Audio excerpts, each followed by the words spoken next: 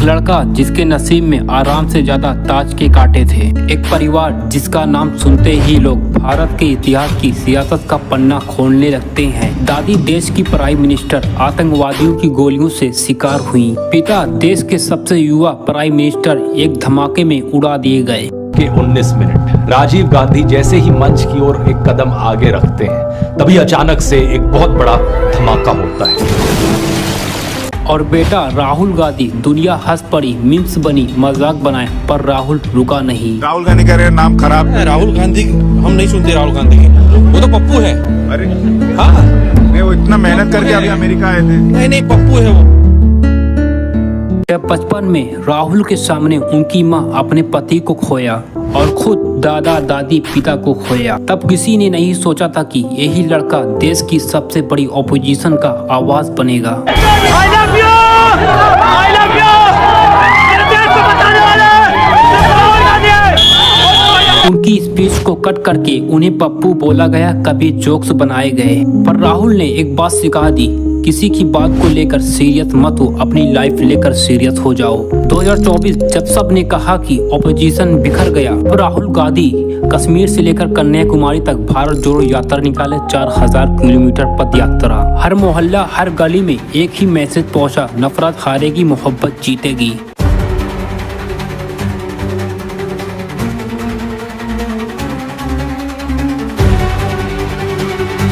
आज वही लड़का जोक से निकलकर देश का लीडर ऑफ ऑपोजिशन बना। एक ही लड़का जो सत्ता से सवाल भी पूछता और जनता का दिल भी जीतता है। जय हिंद दोस्तों, आज की स्पेशल वीडियो के अंदर हम राहुल गांधी के संघर्ष को समझेंगे और कैसे मात्र 21 साल की उम्र में पहले दादी फिर पिता को खो बैठे। उसके बाद मीडिया के लोग उन्हें पप्पू पप्पू का मजाक बनाते थे और कैसे बने 2024 में ऑपोजिशन लीडर। आइए जानते हैं आज की स्पेशल वीडियो के अंदर और शुरू से शुरुआत करते हैं।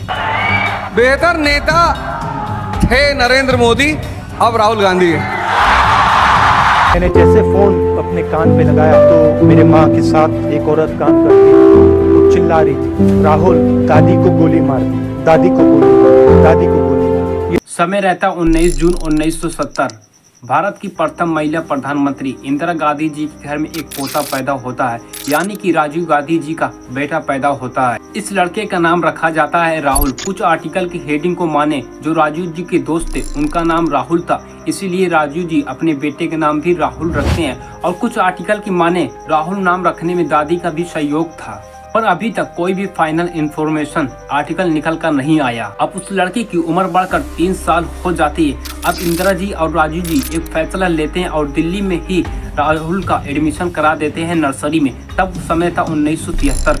राहुल गांधी का बचपन दिल्ली और देहरादून में बीता है, इसलिए राहुल गांधी की शुरुआती पढ़ाई नई दिल्ली और देहरादून में ही हुई है। 1974 में LKG पास करता है, उसके बाद 1975 में UKG पास करता है और 1973 में वो फर्स्ट क्लास में पहुंच जाता है। राहुल गांधी ने प्राइमरी तक यहाँ से दिल्ली के ST कॉलोनी स्कूल से अपनी एजुकेशन को प्राप्त किया। उसके बाद आगे की एजुकेशन के लिए उनके पिता यानी कि राजीव जी उत्तराखंड के एक बोर्डिंग स्कूल में राहुल का एडमिशन करा देते हैं और इस स्कूल का नाम था द दून स्कूल। और यहीं से राहुल गांधी के पिता यानी कि राजीव जी यहीं से अपनी एजुकेशन को प्राप्त किए थे। उसके बाद राहुल वहां से कुछ समय तक अपनी एजुकेशन को प्राप्त करता है। उसके बाद देश की PM थी इंदिरा गांधी जी, यानी कि जो राहुल की दादी थी। उसके बाद सुरक्षा चूक के मामले में राहुल को वहां से निकालकर घर पर उनकी आगे की पढ़ाई स्टार्ट हो जाती है और मास्टर आकर राहुल को घर पर ही पढ़ाते थे। शुरुआती पढ़ाई नई दिल्ली और देहरादून में ही हुई है।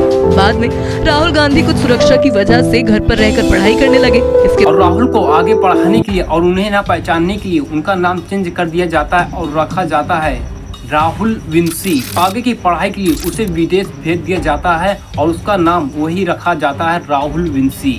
राहुल की उम्र 14 साल हो जाती है और राहुल एक स्पीच में कहते हैं, मैं स्कूल में बहुत ही बदमाश रहता था। तारा है, मैं बदमाश था जब छोटा था। बहन से पूछ सकते हो क्या क्या करता था मैं, अभी भी करता हूँ मैं। अब समय रहता है 21 अक्टूबर 1984, जब राहुल अपने क्लास में बैठकर जियोग्राफी की क्लास कर रहा था। उसके बाद उसकी क्लास में एक मैडम आती और कहती है, राहुल आपको प्रिंसिपल सर बुला रहे हैं। उसके बाद राहुल समझ जाता है कि मैं कुछ न कुछ गड़बड़ जरूर किया हूँ, पर बात कुछ और ही थी।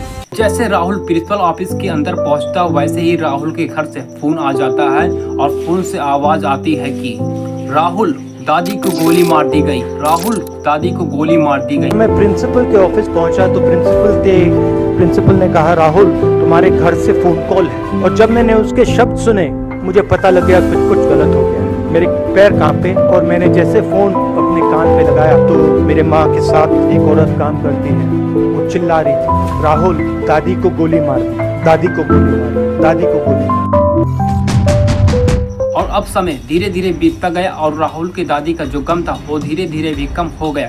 उसके बाद अब राहुल 21 साल का हो जाता है और अमेरिका में अपनी पढ़ाई को कंप्लीट करने के लिए वहां का पढ़ाई करता है। अब 21 साल की उम्र में राहुल के साथ कुछ और ही होना था। राहुल अपनी क्लास को अटेंड कर रहा था। उसके बाद राहुल के पिता के दोस्त का फोन आता है और राहुल से कहते हैं राहुल बुरी खबर है। राहुल समझ जाता है और कहता है कि क्या पिता की हत्या हो गई। उन्होंने मुझे फोन किया और कहा राहुल बुरी खबर है। मैंने उनसे कहा मैं जानता हूँ पापा मर गए। कहते हाँ। मैंने कहा धन्यवाद, फोन रख दिया। उसके बाद पिता की हत्या के बाद राहुल अपने घर आ जाता है और पढ़ाई छूट जाती है और फिर से पढ़ाई स्टार्ट कर देता है और पूरी पढ़ाई को कंप्लीट भी कर देता है। फिर सुरक्षा कारणों से उनको अमेरिका के फ्लोरिडा में स्थित रॉलिंस कॉलेज में शिफ्ट कर दिया गया। यहाँ से राहुल की माता यानी कि सोनिया गांधी जो थी वो राजनीति से दूर थी, पर 1998 में वो राजनीति से जुड़ जाती हैं और सोनिया गांधी जी को कांग्रेस पार्टी का अध्यक्ष बना दिया जाता है, पर राहुल राजनीति से दूर रहा। उसके बाद राहुल ने एक निर्णय लिया अपने दादी जी की कमान को संभालने के लिए 2004 में अपने पिताजी के सीट से चुनाव लड़ने के लिए तैयार हो गए। और पहली ही बार जो राहुल की माता यानी कि सोनिया जी जो रहती है वो पहली बार रायबरेली से चुनाव लड़ती हैं और दोनों लोगों को जीत हासिल होती है।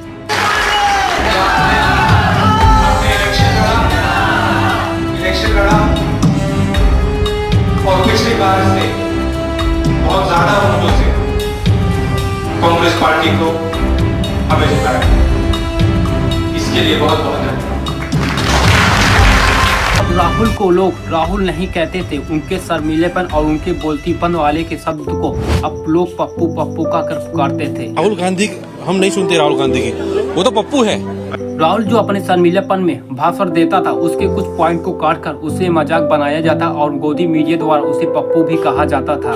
और एक स्पीच में राहुल थक कर कहते हैं कि हाँ मैं पप्पू हूँ, क्या करोगे। मेरे लिए गुस्सा है, आपके लिए मैं पप्पू हूँ, आपके लिए मैं पप्पू हूँ, आपके लिए मैं पप्पू हूँ, आपके लिए।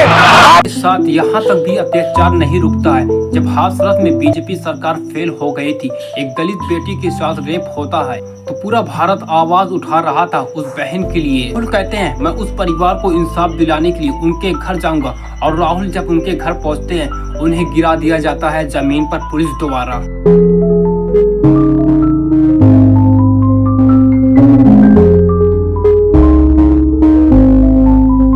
और उन्हें हिरासत में लिया जाता है और वापस दिल्ली भेज दिया जाता है। राहुल कहते हैं मैं अपने अत्याचार का एक एक हिसाब जरूर लूंगा। और अब समय रहता है 2013। अब राहुल सिर्फ सांसद नहीं, अब पार्टी के अध्यक्ष भी बन जाते हैं। कुछ नेता और कुछ गोदी मीडिया मजाक उड़ा रहे थे, एक नेता तो बन नहीं पाए, अध्यक्ष क्या बनेंगे। समय आता है 2014 और यही से कांग्रेस पार्टी का डाउनफ्लो चालू हो जाता है। और अब मनमोहन जी की हार होने के बाद पीएम मोदी बन जाते हैं। क्या हुआ है अब की बार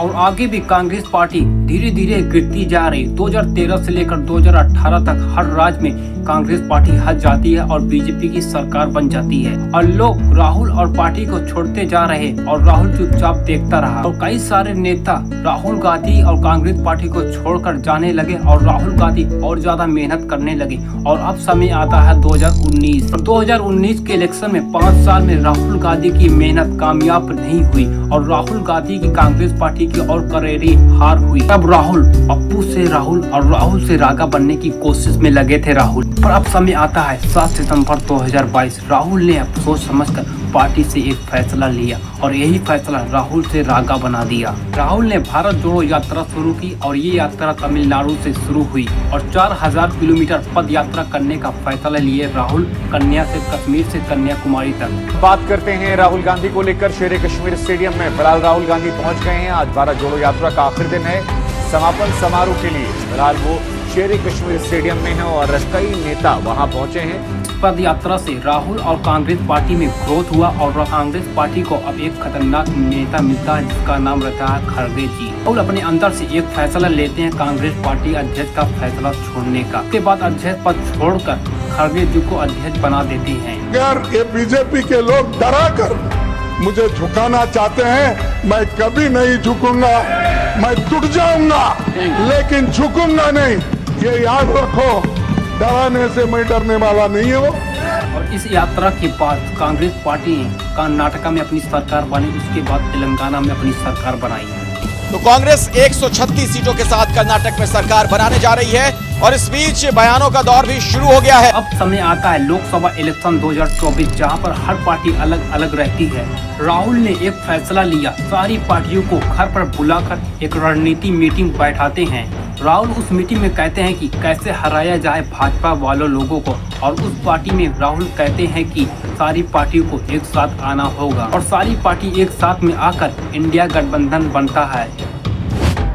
इंडिया का ये गठबंधन नारा जरूर बुलंद किया गया, जुड़ेगा भारत, जीतेगा इंडिया। उसके बाद राहुल गांधी एक और यात्रा करते हैं, नफरत की बाजार में मोहब्बत की दुकान। पूरे हिंदुस्तान में इस यात्रा को करने के बाद फिर भी पीएम मोदी को रोक नहीं पाए इंडिया गठबंधन। अब की बार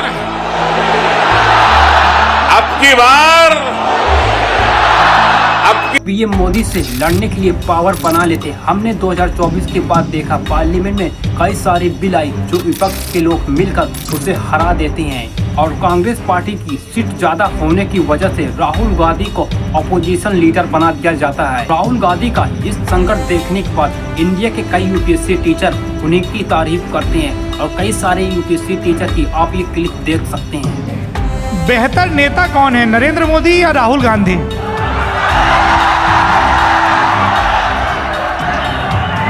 बेहतर नेता थे नरेंद्र मोदी, अब राहुल गांधी है। अगर आपको राहुल गांधी का ये संघर्ष, ये स्ट्रगल पसंद आया होगा तो इस वीडियो को ज्यादा से ज्यादा शेयर करें। मिलते हैं अगली वीडियो में, तब तक जय हिंद।